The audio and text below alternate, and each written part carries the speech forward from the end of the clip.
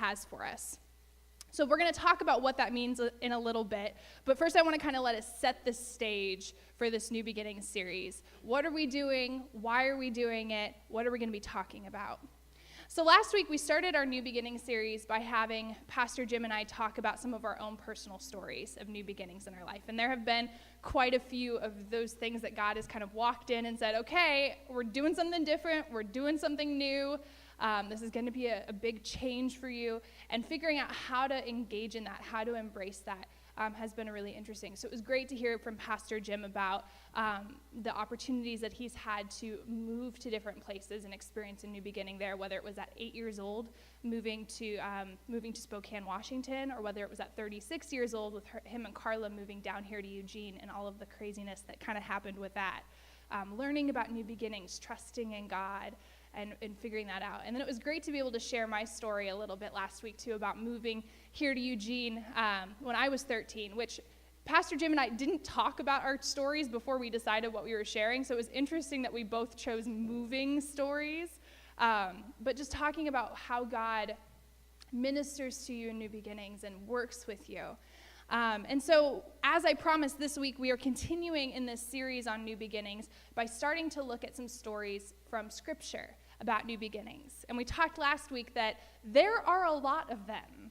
As we were going through and studying for this series, it was kind of like, oh, well, there's a new beginning here in the Bible, and here's a new beginning, and here's a new beginning, and pretty soon there was like a 4-page list of bullet-pointed new beginning stories in the Bible, and we had to really pare it down a lot for this series. But it brought to mind this idea that, you know what, wherever God is moving, new beginnings aren't far away. Wherever God is moving, new beginnings aren't far away. Because God has an identity as the creator. You know, it's the first identity that we run into for God in the Bible. Genesis chapter 1, we're introduced to God. What is he doing? He's creating the world. From the very beginning, he was creating new things, new beginnings, new opportunities. And so that identity is still such a part of who he is today. And so new beginnings are as part of being in a relationship with a creator, being in a relationship with somebody who has new ideas and new opportunities and new things that he is doing. And so, of course, wherever God is, new beginnings not going to be far away because he is the creator. And now as we pursue a relationship with him and as we partner with him, we have also the opportunity to be a part of those new beginnings, which is really exciting. Being in a relationship with God gives us the opportunity to engage in the creativity that he's doing, the new beginnings and the new opportunities that he is bringing up. But as we're going to find out today, new beginnings aren't always easy.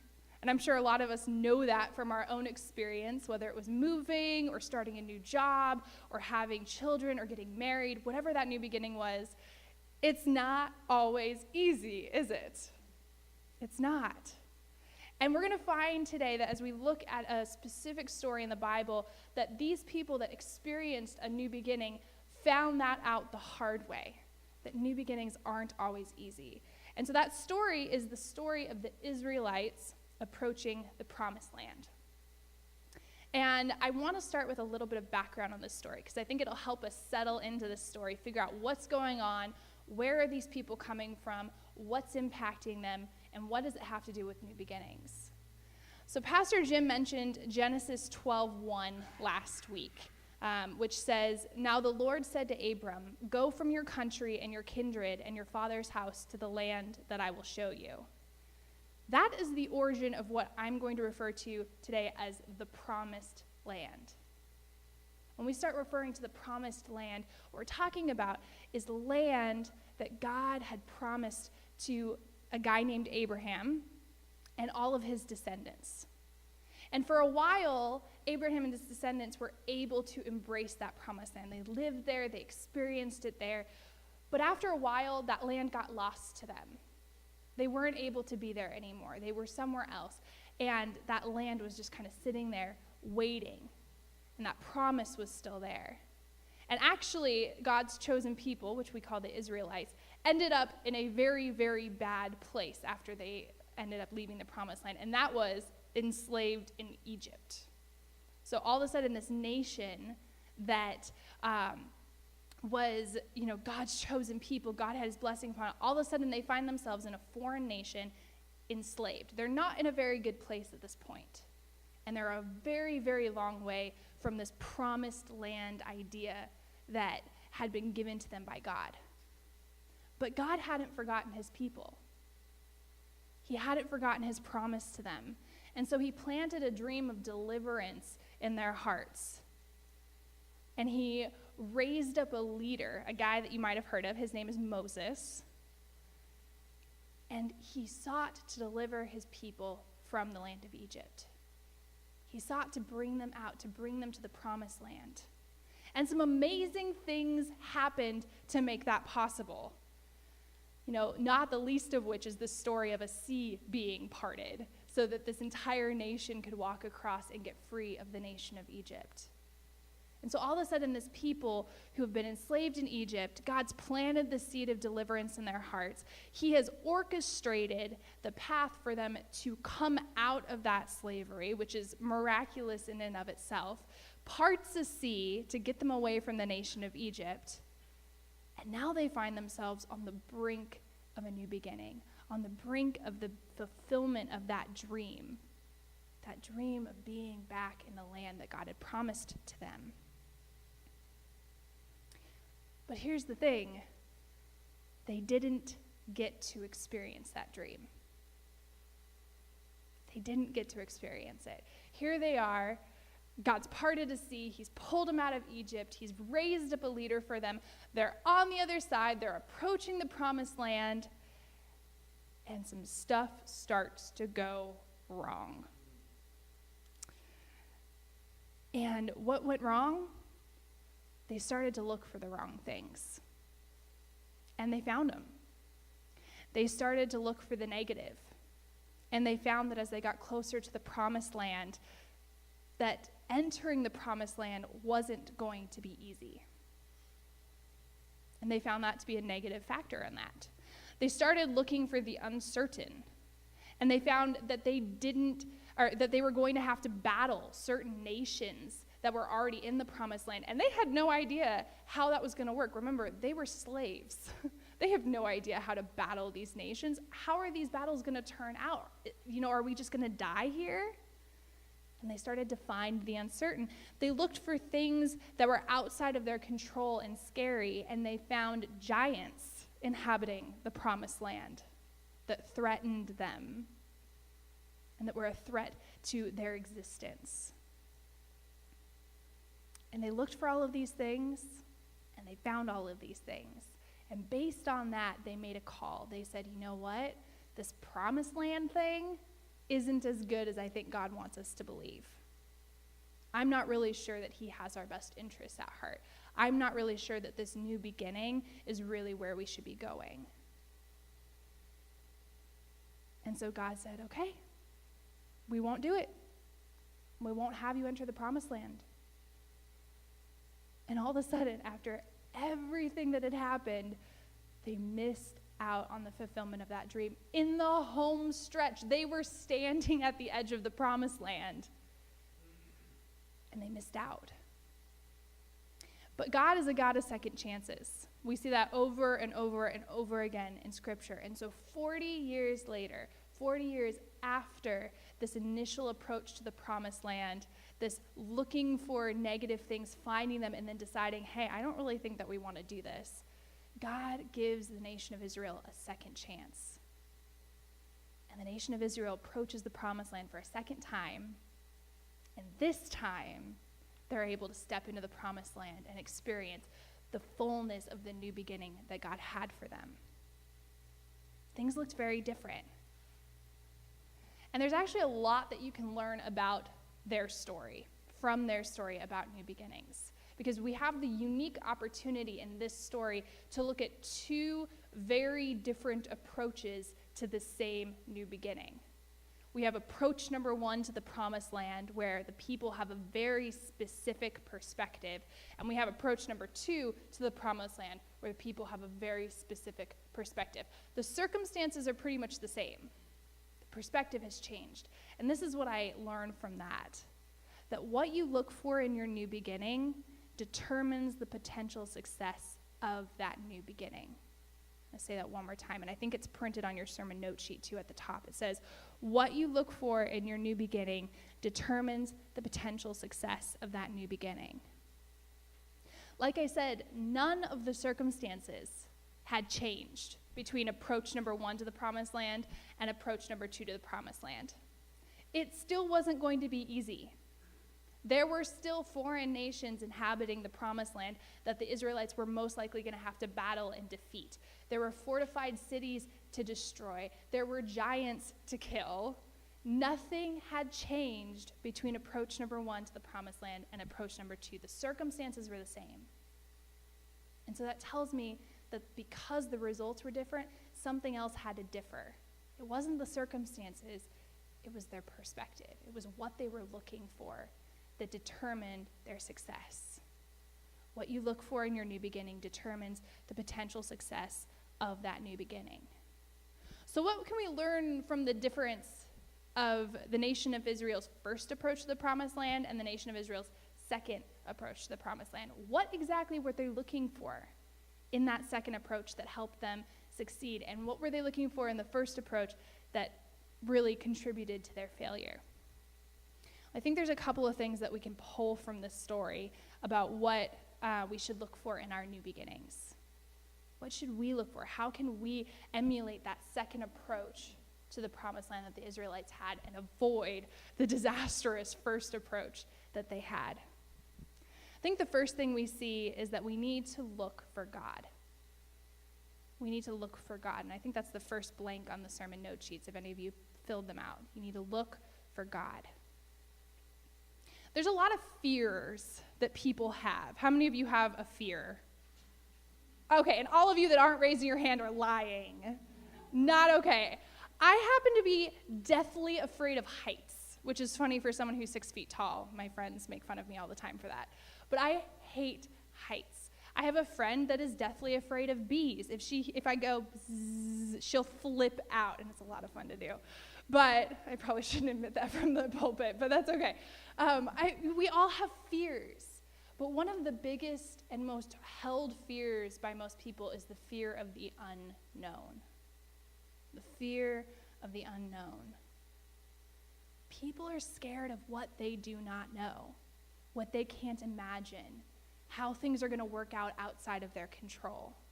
And the Israelites, they found this out firsthand. Because when they sent spies into the promised land, here they are, they're approaching the promised land for the first time. They're like, okay, we should probably check out this place that we're going to be inhabiting. So they send out spies to go into the land and to come back and to report what they found. They found out a lot of unknown things. There were giants that needed to be defeated, and they didn't know how to do that. They had never seen a giant before. They were probably surprised at their existence. There were nations that needed to be removed, but this was a nation of slaves. They didn't know how to fight. How were they going to remove these nations from the land that God had promised them so they could inhabit it? They didn't know. There were fortified cities that needed to be destroyed. But did they have the know-how or the ability to do that? No. There were so many unknowns going into this situation. And in the face of the unknown, the Israelites reacted in two very different ways between their first and their second approaches. The first approach we find in Numbers 14:3. This is their reaction to these unknowns. They said, "Why is the Lord taking us to this country only to have us die in battle? Our wives and our little ones will be carried off as plunder. Wouldn't it be better for us to return to Egypt?" You know, the place that we were in slavery, the place where they were killing our baby boys. Yeah, wouldn't it be better to go back there? They found that in the face of the unknowns, they panicked. They were so scared of the unknown that the horrible place that they had left, but that at least they knew what that reality was like, they preferred that. They were so caught up in that. But we find a very different reaction in the second approach, which we find in Joshua 3:10. And I believe, again, I think all of these passages are also in your note sheet too, if you want to follow along. But in Joshua 3:10, we see the second approach. And that is, today you will know that the living God is among you. He will surely drive out the Canaanites, Hittites, Hivites, Perizzites, Girgashites, Amorites, and Jebusites ahead of you. And I did practice that, I promise. But there is a very different reaction.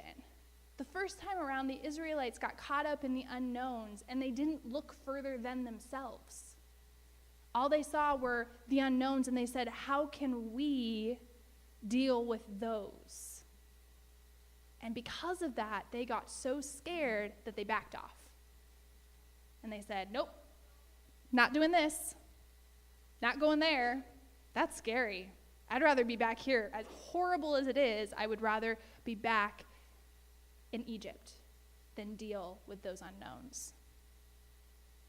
And they messed up their new beginning as a result. All of the goodness that God had for them in that new beginning, they completely missed out on. But the second time around, the Israelites had learned something. They had learned to look beyond themselves, to look for God. They had learned to say, okay, yeah, there's some unknowns. There are still giants. There are still fortified cities. There are still nations that need to be defeated.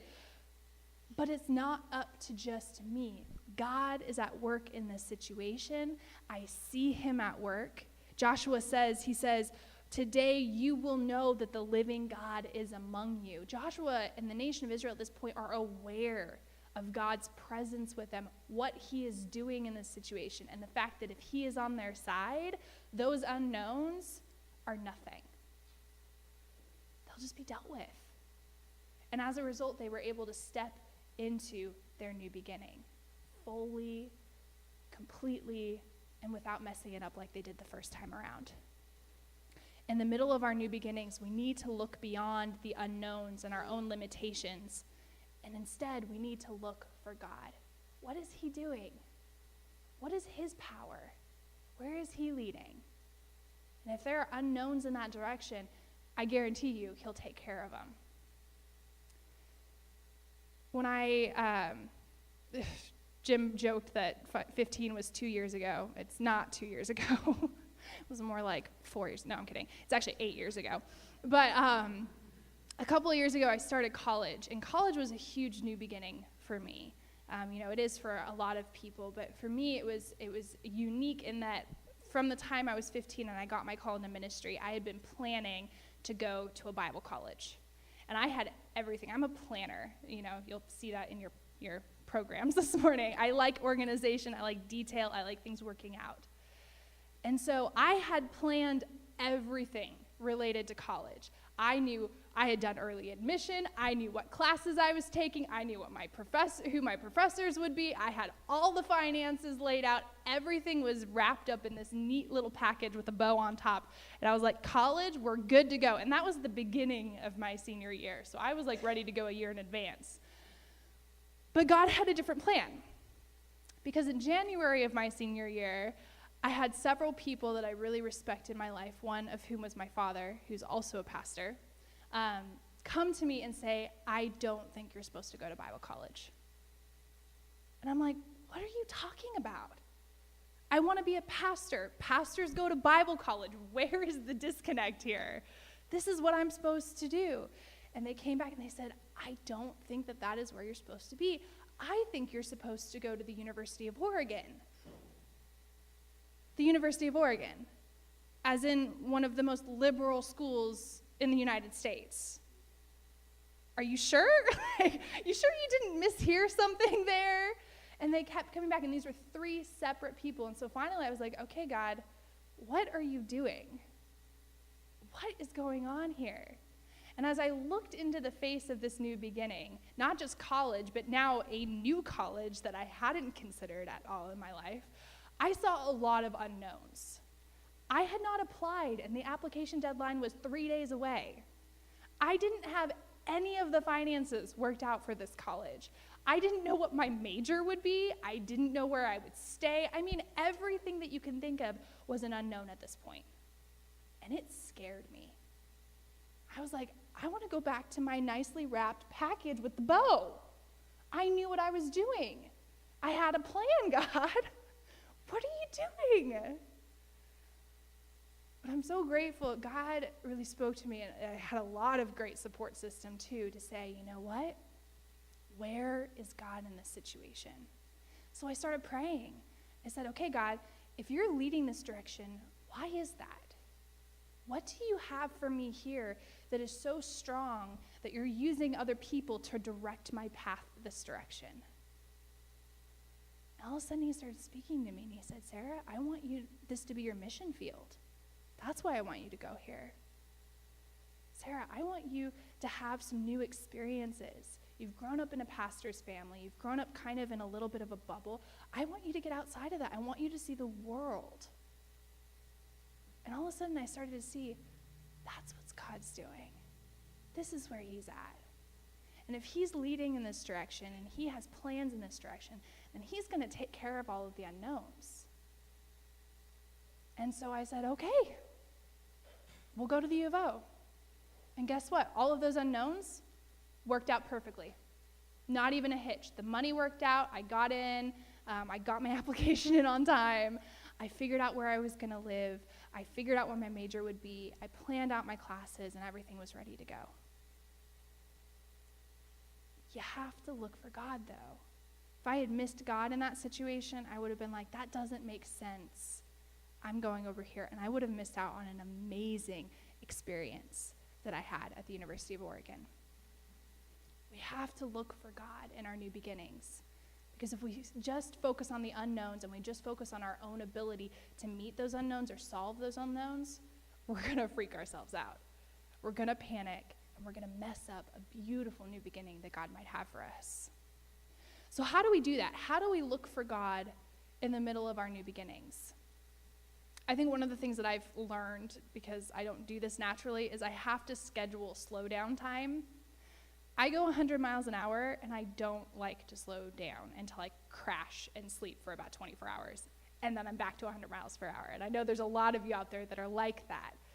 But one of the things I've learned is that when I'm going 100 miles an hour, I miss God a lot of the time. I'm going so fast that little whisper that he's whispering to me, or that little thing he wants me to do, or the plan that he's starting to unfold, I've just zoomed right on past it, and it's way back there, and I have no idea what's going on. And I've learned I have to schedule time to slow down, to kind of take stock. Okay, where am I? What are you doing? What's going on? Okay, cool. I'm going to keep going now. But then I'm able to keep going with better information. So I actually have it in my phone. I have it scheduled, because if I didn't, I wouldn't do it. And I just have 10 minutes in the morning. It's on my schedule. An hour on Saturday nights going into Sunday morning. It's on my schedule. I'm able to slow down, keep in touch, and say, okay, God, where are you? I'm looking for you now. Getting into the Bible and spending time with other believers, those are also helpful things, because it helps you to start to understand, okay, this is how God works in a lot of ways. This is what his character is like.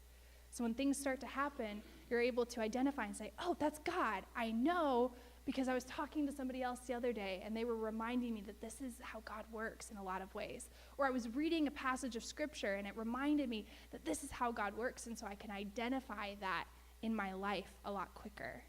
We don't just read the Bible to read the Bible. We read the Bible because it impacts our lives. And this is one of the ways it can do that. We have to look for God in the middle of our new beginnings. But there's another thing that we also have to look for in the middle of our new beginnings in order to have the success that the Israelites experienced the second time around. And that is, we have to look for the big picture. We have to look for the big picture. Have you ever heard of selective hearing? All of the parents just nodded their heads. I hope you saw that. And you're all nodding because kids tend to have selective hearing more than others, correct?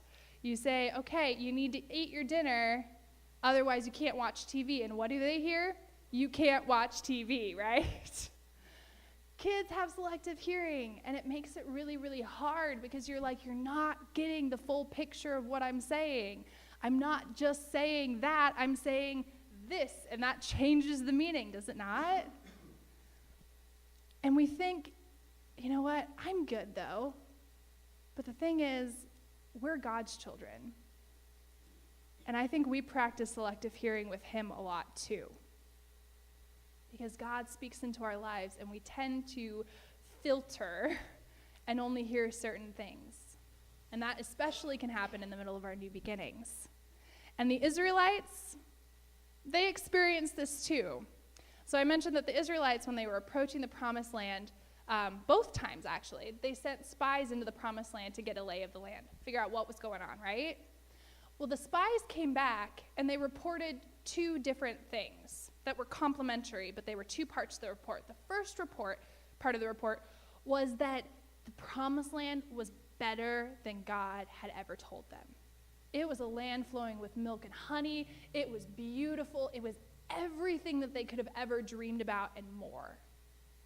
But the second part of the report, that second part of the report mentioned giants and nations and fortified cities and all of the difficulties or the challenges combined in that. But the spies have reported back both. It is interesting to see between the first approach and the second approach the reaction that the people had to the spies' report. Because in the first approach, we find that in Numbers 13, verse 31 through 33, this is what they say. Listen to what part of the report they actually heard. We can't go up against them. They are stronger than we are. So they spread this bad report. What part of the report? The bad part, about the land among the Israelites. The land we traveled through and explored will devour anyone who goes to live there. All the people we saw were huge. We even saw giants there, the descendants of Anak. Next to them, we felt like grasshoppers, and that's what they thought too. What did they hear? Half of the report. Only the bad thing. What were they spreading? Half of the report, the bad part. But in the second approach, we see a very different reaction to the spies' report. We see this. In Joshua 2:24, it says, "The Lord has given us the whole land," they said, "for all the people in the land are terrified of us." There were both good facts and bad facts about the promised land. And they were both presented to the nation of Israel on both approaches. The report had not changed between the first approach and the second approach. The spies found the same things. But what the nation of Israel heard was a very different story. And the first time, they heard only the bad. The second time, they heard both. And they made a different decision because they had the whole picture. 3 years ago, I was approached by my superintendent about pastoring a church here in Springfield. This church, actually, Centennial. I was 20 years old, and I was a college student. Actually, it was week 1 of my senior year at the University of Oregon. And I had just gotten back from Europe, so I was jet-lagged and culturally kind of in shock coming back. It was week 1, which week 1 is the worst time of the entire term, because your professors just kind of hit you with everything that you're supposed to learn, and you're like, I don't know how I'm going to do this in 10 weeks. And in the middle of all of that, my superintendent approached me and said, "Sarah, there's this church in Springfield. It's mid-year, their pastor had to leave. We don't have someone that can fill in. I'm looking for a creative solution, and I think you're it." And I went, "What are you talking about?" I said it much nicer than that because he is my boss. But I was like, interesting. This is crazy. I'm thinking to myself, I'm a student. I'm a full-time student. I'm working 3 other jobs. I barely sleep. How am I supposed to do this? And all I heard for the first 2 weeks of that conversation were the negative things. The things that I was going to have to give up. I'm going to have to give up sleep. I'm going to have to give up free time. I'm going to have to give up something to make this work.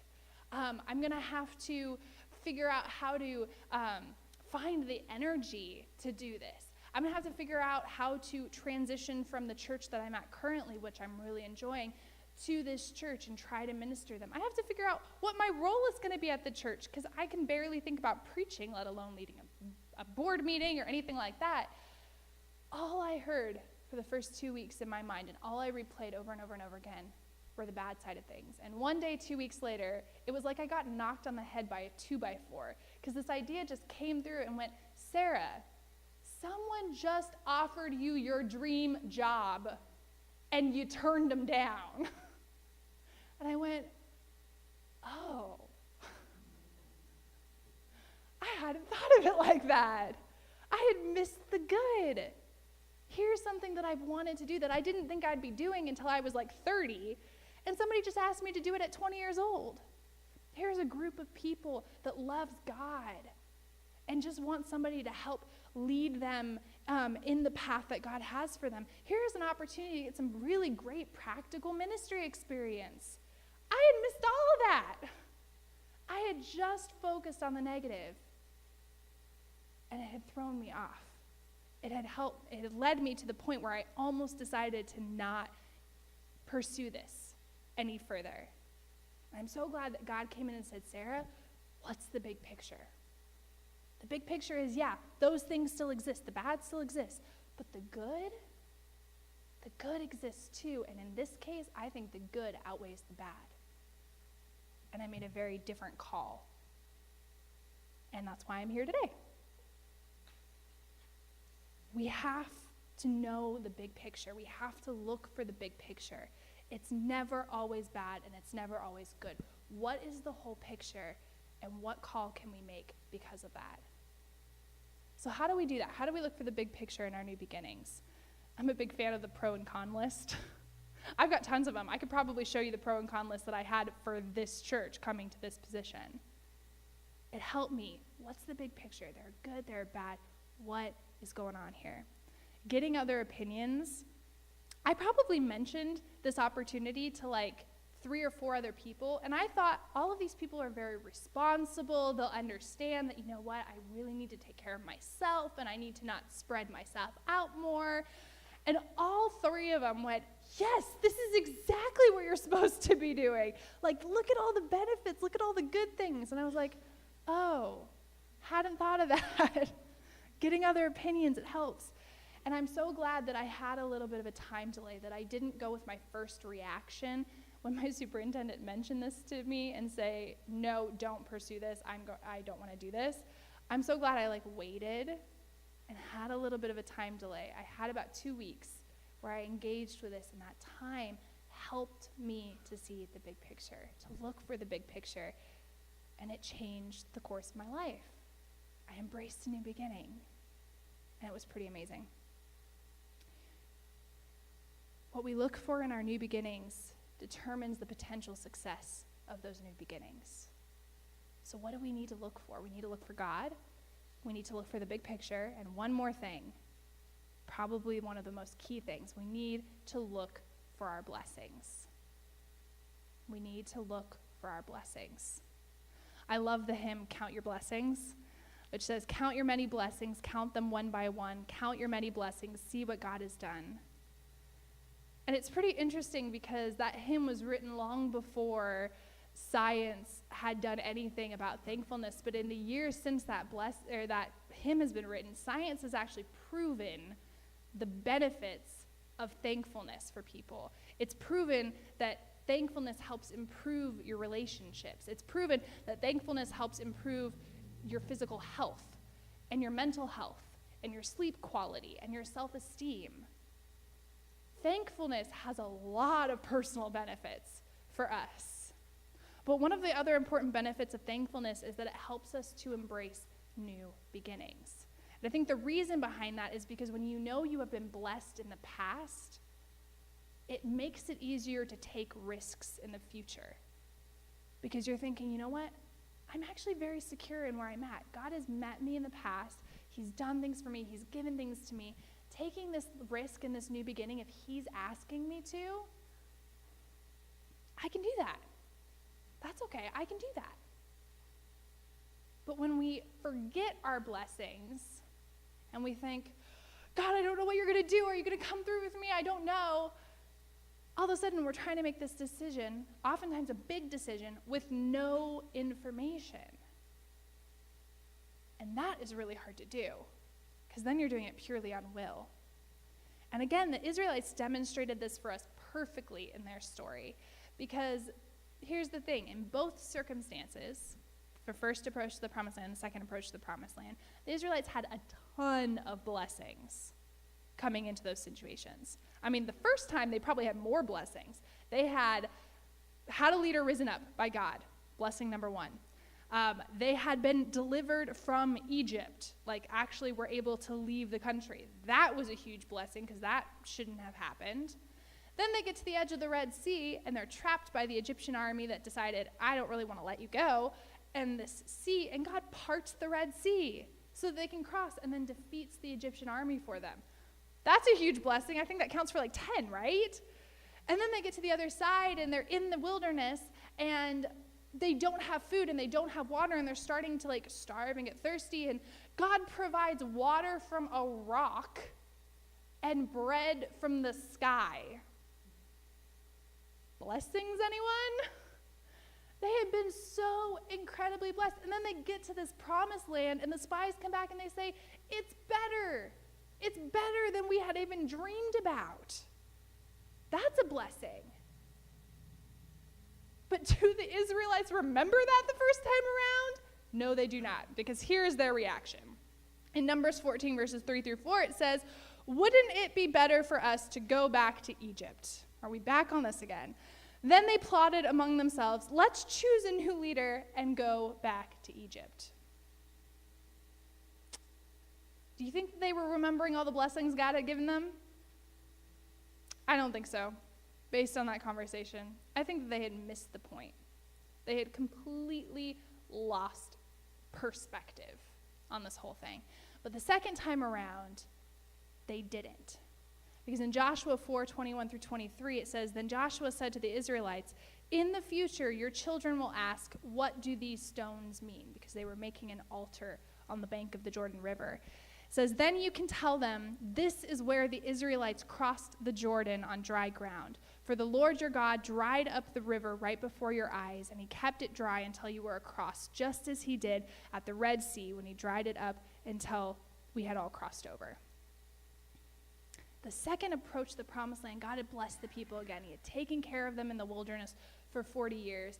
Manna from heaven had fallen down. They had things to eat. They were taken care of.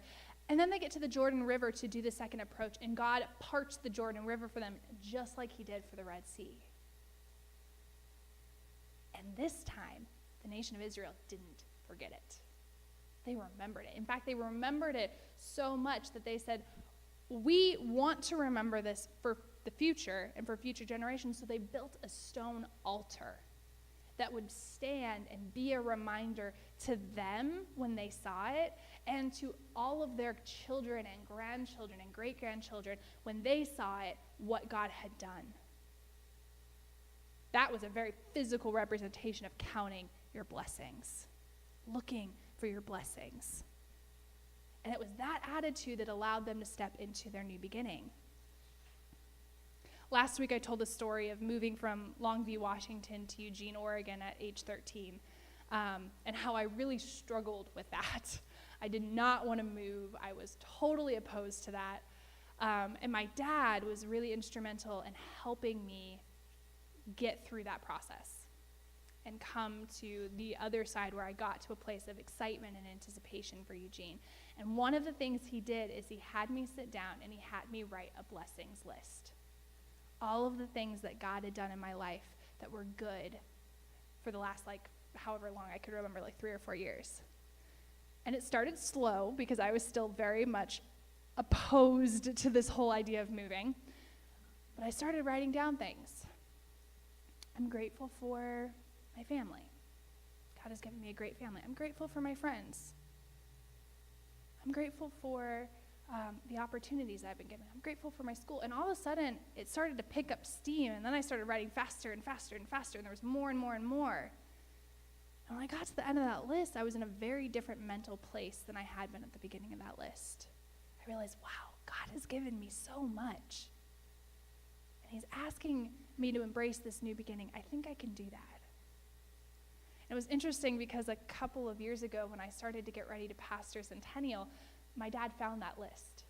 He had saved it from the time I was 13. I had been about 7 years at that point.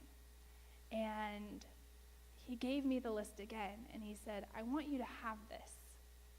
And I read through it, and being at the place in my life I was at, getting ready to start again a new huge beginning with being at Centennial, that list spoke to me again, because I was still struggling with this idea, this new beginning, and seeing that blessing list helped me again. It became an altar in my life, something physical that helped remind me of what had happened before. So it was pretty amazing that a list that I made at 13 also impacted me when I was 20 years old. But that's what happens when we count our blessings. That's what happens when we make sure we're thankful. We have to look for our blessings. So build your own altars.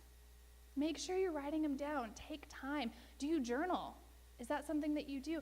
Write down every day, what is God doing in my life that's good that you can look back on and say, wow, he was doing these things. I have a friend that does a thankfulness post-it wall that every day she writes something she's thankful on, and she has a wall in her room that she puts up. And when she gets it all the way full, she starts over at the top. And she's able to just glance at that wall and be like, wow, that's what God's doing for me. I've got friends that have done Facebook challenges, usually in November for Thanksgiving, the month of Thanksgiving, where they post every day something that they're thankful for. And in doing that, they're not just doing it for themselves, they're also doing it so other people will see that. And they will be like, wow, okay, God's doing that in her life. That's awesome. I wonder what God's doing in my life. I wonder what I'm thankful for. That becomes an altar, not just for them, but for other people. There's so many ways to count our blessings, to look for our blessings, and to help have that perspective that allows us to embrace our new beginning. The Israelites faced a really difficult new beginning. It wasn't easy, and I don't want that to be the message that you come away with. It was hard. It was challenging. It was scary. But they had very different success rates in their two approaches because of what they looked at. The first time they looked at uncertainty, they looked at fear, they looked at the ways that things were out of their control, and they backed away from something that they would become such an amazing thing in their life. And they spent 40 years wandering in the desert as a result, and a whole generation missed out on the promised land. And that's really sad. But the second time around, when God gave them a second chance, they learned from that experience, and they said, nope, we are going to look to God to help deal with the unknowns. We are going to look at the big picture and not just the things that scare us or the bad things that capture our attention. And we are going to look at our blessings, the things that God has done in our past to help give us the strength to move forward in this. And they step forward, and we know the rest of the story because they end up in the promised land. God defeats the nations that need to be defeated, defeats the giants that need to be defeated, gives them a place in that promised land, and they're able to embrace that. And that's what we can do in our own new beginnings. And so that's my prayer for you guys this week, and for me, as we all face new beginnings, whatever it is. It could be small, it could be big. I pray that you can find God, find the big picture, and find your blessings in all of that. Because trust me, if it's a new beginning that God is bringing into your life, it is going to be amazing. So as the worship team comes back up, maybe not. You had fabulous timing on that, just FYI. As the worship team comes back forward, we are going to pray, and then we're going to have a time of worship. And during this time of worship, I want to give you permission to move. If that's coming up here to the altars to pray, please do that. If that is moving around the room, standing on the edges, moving to pray with somebody, please do that. If that's standing or sitting, do what it is that God is leading you to do, to engage with him, to engage with the word that he might have spoken to your heart this morning. So let's pray. God, thank you so much for this time together. Thank you for just the blessing of being a part of your family, of being with people that believe in you and believe the same things that we believe and love you just the way that we do. And God, We're so thankful for your identity as the creator, that you started a new beginning here in this world, that you created us as a new beginning, that we were your creations. And God, we know that that new beginnings, that creator identity continues as we walk in relationship with you. So God, as we embrace the new beginnings that you are bringing into our life, no matter how big or how small they might be, I pray for strength for each one of us to look for you in those situations when it's so tempting to just look down at all of the things we're scared about or our unknowns in our life. I pray for the ability to see the big picture, to see things through your eyes and not just through our own eyes that are so limited. And God, I pray that we do not lose sight of our blessings. God, help us to have spirits of thankfulness and gratitude, to understand just how much you love us, how much you've done for us, and to have a spirit of wanting to give back to you just a little bit, to embrace these new beginnings that you're bringing into our life, and to embrace the impact that those new beginnings can have for us and for the people around us. So we pray all these things in Jesus' name. Amen.